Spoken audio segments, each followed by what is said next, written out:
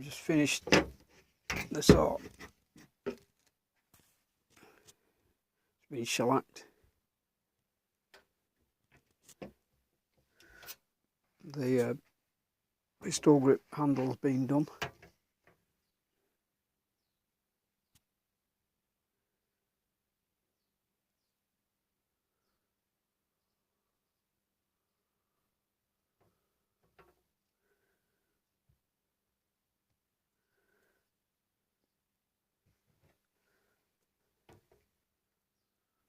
There's that callus, and it goes in there.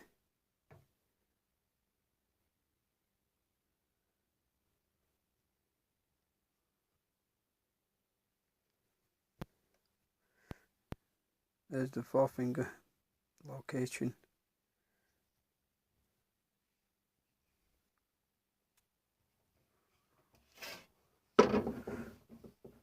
The handle was quite thin, so we weren't able to put a nice swell in here,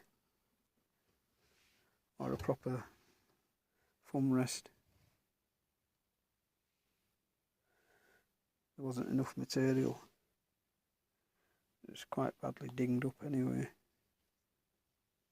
It was very soft around the end of the horns and at the front, so thin down the shellac and let it go into the paws. Try and stiffen everything up.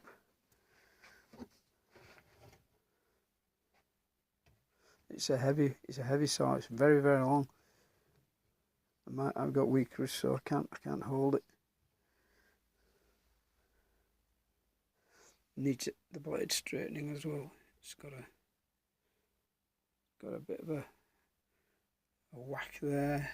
Looks like it's been bent while it was going in. I don't bend it too far because that rust is right on the edge.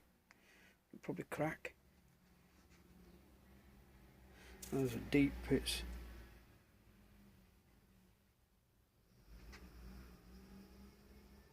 I used to use Genolite in the paws. Scrape them out with a carbide scraper. Get right in and scrape them. But it can make it worse because it can put stress fracture in. So now I don't do it. I just rub it with a wire brush best I can.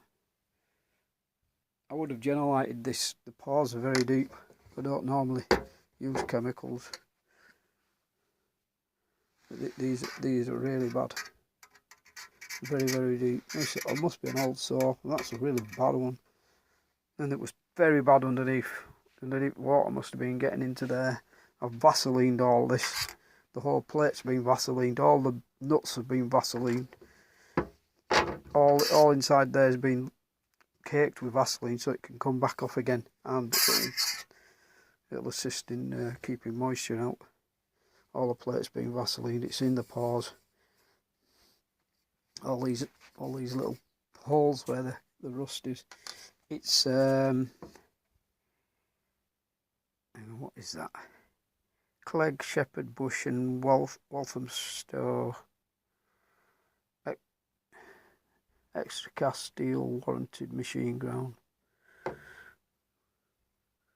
which means God only knows what. Anyway, it's going back in its storage area. So I've got one left. I've done that one. I've got that one to do. It's in pretty good nick actually. I don't need anything to do it. I just need to. This is one I use for ripping. I use it all the time for ripping large 2.3 metre long, 3 metres long timber. Slice them into pieces so that I can use thinner bits. So that one's a go in there. These were what they call B frames, British standard B frames. I used to keep bees. I don't do it anymore. I've got hives and stuff, and I'm using up the frames I've got in stock. I've got a lot of them in stock somewhere. Some frames down there.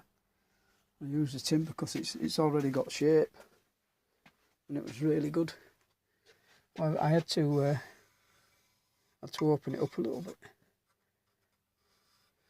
So I routed a groove in there. I deepened the groove. It was too tight on the blades. And I've got a pad stuck to the thing to stop it rattling.